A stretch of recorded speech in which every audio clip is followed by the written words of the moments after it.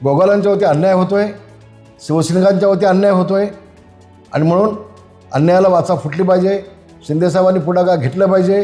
देवेंद्र फडणवीस जर ऐकत नसतील तर दिल्लीपर्यंत गेलं पाहिजे, पण आमच्या गोगावलेंना न्याय मिळाला पाहिजे. विधान परिषद निवडणुकीमध्ये काय घडलंय बिघडलंय साऱ्या जनतेला माहिती आहे. कोकणामध्ये काय घडलंय साऱ्या जनतेला माहिती आहे. माझ्याबरोबर आपले माजी मंत्री रामदासभाई कदम भाई काय सांगाल की कोकणातलं चित्र बघितलं तर खूप वेगळं चित्र पाहायला मिळालं. या ठिकाणी तटकरे बाजी मारून घेतलं असं लोक म्हणतात, काय सांगाल? हो, कारण बघा, शिवसेना, राष्ट्रवादी आणि भाजपा जवळजवळ 90% मतं होती ना, त्यामुळं बाजी मारण्याचा प्रश्न कुठं उद्भवत नव्हता. ज्या दिवशी तटकरेच्या मुलांची तिकीट डिक्लेअर झाली त्या क्षणात ते विजय झाली. नाही पण भाई एकंदरीत महेंद्र दळवींच्या दळवीने आपल्या मुलीचा असं भरलं होतं भाई, आणि त्यानंतर त्यांनी माघार घेतली. कसं आहे आता असं म्हटलं जातं की कोकणातल्या बघा तुमचं म्हणणं मला पटतंय. आमचा गोगावलेचे चिरंजीव ते देखील इच्छुक होते, विकास शेठ इच्छुक होते, ते माझ्याकडे आले होते. भाई आपली 350 मतं आहेत, भाजपपेक्षा राष्ट्रवादीपेक्षा आपली मतं जास्त आहेत आणि आपला हा अधिकार आहे तिकीट मिळण्याचा. म्हटलं आपल्याला तिकीट मिळाली तर तुझी शिफारस मी शिंदेसाहेबांना करून म्हटलं मी. त्यानंतर महेंद्र दळवींची मुलगीने फॉर्म भरला होता.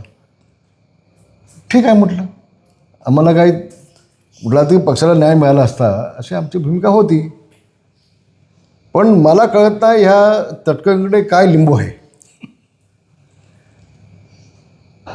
खूप अभ्यास केला, त्याचं उत्तरच मला मिळत नाही. अशोक खरं कदाचित शक्यता आहे, अशोक खरा देखील असू शकतात. पण 65 मतं असलेला माणूस, त्याचा मुलगा आमदार होतो आणि 350 मतं ज्यांच्याकडे आहेत त्यांना निवडणूक तिकीट मिळत नाही. आणि म्हणून मला आश्चर्य त्यासाठी वाटलं की तटकरेंकडे अशी काय जादू आहे, असं काय जादू आहे. आता बघा, गोगावले आमचे ज्येष्ठ माणूस, त्याचा वयाचा मान ठेवला आपण किंवा त्याची सिनियरिटी पाहिली तर त्याच्या तटकरेंच्या मुलीपेक्षा जास्त आहे. होय ना, मुलापेक्षा जास्त निश्चित ना, तटकरेंच्या मुलीपेक्षा. हो. पण गोगावलेंना पालकमंत्रीपद नाही.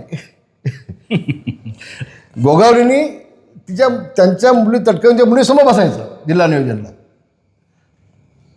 एक गणितच मला काय कळत नाही. मला मी आश्चर्यचकित झालो, हे काय चाललं आहे नेमकं, कशासाठी, मागचा उद्देश काय. आता तटकरेंना आम्ही निवडून दिला, खरं तर तटकरे कोणाच होऊ शकत नाही. मी तुम्हाला सांगतो, ज्या अंतुलींनी तटकरेंना मोठा केला त्या अंतुलींना पाडण्याचं पाप तटकरेंनीच केलं, आम्हाला माहिती आहे. पण त्याच्या मुलीला पालकमंत्रीपद, त्याच्या मुलाला पुन्हा तिकीट 65 मतं फक्त असताना, हे आश्चर्य आहे मोठं. आणि आमचं कसं, एकदा पक्षाने निर्णय घेतला की ती निर्णयाची आम्हाला बांधील की. एकनाथ शिंदे साहेबांनी निर्णय घेतल्यानंतर त्याच्या बाहेर आम्ही जाऊ शकत नाही. पक्षाचा आदेश तो आम्ही पाळतोय. भाई एकंदरीत पालकमंत्रीचा मुद्दा उपस्थित केला होता. मध्यंतरी निवडणुकीदरम्यानच या ठिकाणी पालकमंत्रीपद गोगावले शेठना दिलं जाईल असं म्हटलं गेलं होतं, पण त्यानंतर तटकरेंनी शब्द फिरवला. म्हणजे नेमकं काय म्हणायचं? मी काय सांगतोय तुम्हाला, तटकरेकडे काहीतरी लिंबू आहे तो, नाही तर असं होऊ शकत नाही, असंच होऊ शकत नाही. कालपर्यंत अजितदादांचा लाडका होता, आता मुख्यमंत्रीचा लाडका झालं काय, की मुख्यमंत्र्यावरती काय लिंबू फिरवतो काय, असा प्रश्नाचा सगळ्यांना पडलेला आहे. पण हे शिवसेनेला घातक आहे भविष्यामध्ये. असंही म्हटलं जातं आहे की तटकरेंनी कोकणातील शिवसेना आता कुठंतरी नाही, तटकरे संपू शकणार नाही, तेवढी त्याची कुवत नाही. आणि आम्ही काय मेल्ले याची दूध नाही प्यायलो. कोकण हे शिवसेनेचंच आहे, भगवा झेंडाचं आहे.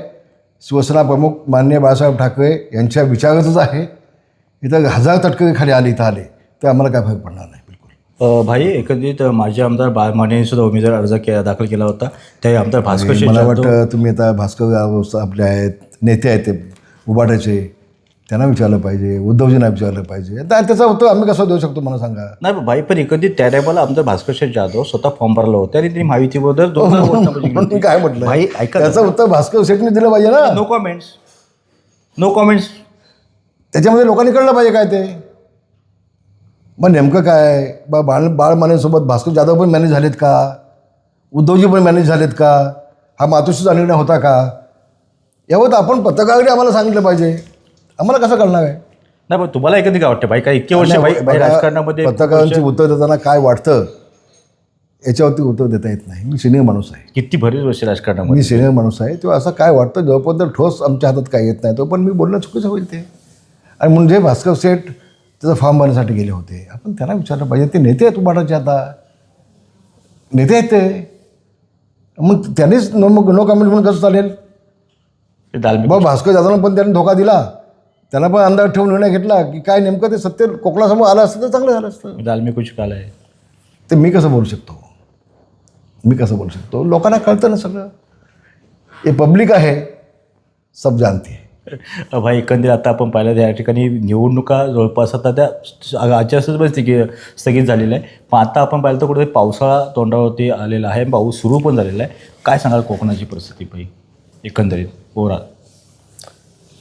नाही, खरं तर आता उलटं झालं आहे बघा. पहिल्यांदा पाऊस महाराष्ट्राचा कोकणापासून चालू व्हायचा.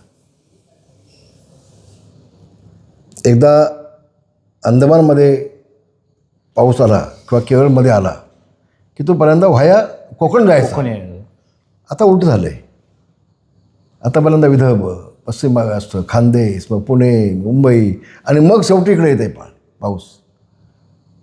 निसर्गाचा तोल पूर्णपणे ढासळला आहे. आणि मी आपल्याला पुन्हा एकदा जबाब देऊन सांगतो, जोपर्यंत या जगामध्ये कार्बन डायऑक्साईड कमी होणार नाही तोपर्यंत अशाच अनेक प्रसंगांना तोंड द्यायला लागेल. आज फक्त 45-46पर्यंत तापमान गेलं आहे. उद्या 50-55पर्यंत जाईल. आग ओकेल आग. हा तो दिवस लांब नाही आहे आता. भाई मग आम्ही झाडं लावत नाही, फक्त झाडं तोडण्याचं काम करत असतो. आम्ही फक्त सिमेंट कॉन्क्रीटकरण करत बसतो. आम्ही फक्त डांबरीकरण करत बसतो.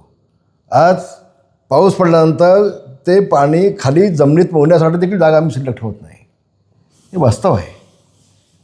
आणि म्हणून जोपर्यंत तुम्ही कार्बन कमी करत नाही तोपर्यंत सूर्याची जी ब्ल्यू किरण आहेत ती ओझोनला ज्या छेद पडतात आणि ते छेदमधून डायरेक्ट किरणही खाली येतात जमिनीवरती. आणि त्याला म्हणतो आपण आता टेम्परेचर वाढलं. त्याला कारण फक्त एकच आहे, कार्बन डायऑक्साईड. त्यामुळे आपलाच फक्त एक महाराष्ट्राचा विषय नाही आहे, हा संबंध जगाचा विषय आहे. माझ्या माहितीप्रमाणे सगळ्यात जास्त प्रदूषण हे अमेरिकेचं आहे. मी 5 वर्षांनी ह्या खात्याचा मंत्री होतो. मी याचा पूर्णपणे अभ्यास आहे याचा. आणि म्हणून हा जागतिक विषय असल्यामुळं एकत्र येऊन सगळ्यांचा निर्णय घेतला तरच जग वाचेल. अन्यथा तो दिवस लांब नाही आहे, सगळं संपून जाईल. भाई कुठेतरी आता मोदींची तुलना नेहरू गांधींशी केली, ते काय सांगाल? नो कमेंट्स, मला काय बोलायचं नाही. पण मोदीजी ज्या पद्धतीनं काम करत आहेत त्यांचं मी मनापासून अभिनंदन करेन. निश्चितपणे जे आपल्याला पाहायला मिळते ते खूप निश्चितपणे त्यांची जी वाटचाल आहे ती या देशाची शान वाढवणारी वाटचाल आहे. त्याने एक लहानसं उदाहरण दिलं. गरिबांसाठी मी 5 किलो धान्य मोफत ठेवले. कुठल्या मंत्रिमंडळात आपण केलं होतं? गरिबी हटावाची घोषणा झाली, गरीब हटले. पण खऱ्या अर्थानं गरिबाची जाणीव ही मोदीजींनी ठेवले.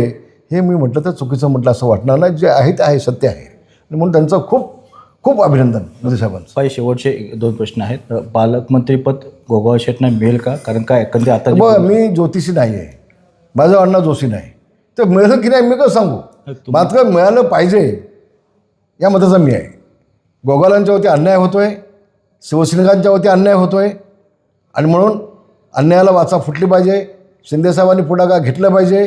देवेंद्र फडणवीस ऐकत नसतील तर दिल्लीपर्यंत गेलं पाहिजे. पण आमच्या गोगावलेंना न्याय मिळाला पाहिजे ही भूमिका माझी स्पष्ट आहे. भाई शेवटचा प्रश्न आहे. कोकोकोला प्रकल्प आपण आणला होता, मात्र आता उद्योगमंत्री आपल्याकडचे असून सुद्धा उद्योग कुठे दिसून येत नाही. भाई काय सांगाल? काय सत नाही, उद्योग आपल्याला कुठे दिसून येत नाही. म्हणजे आपण लोटे MIDC आपल्याकडे आहे, कोकोकोला प्रकल्प आपण आणला होता, पण जे काही उद्योग आपण आणला असं म्हणजे मला म्हणता येणार नाही.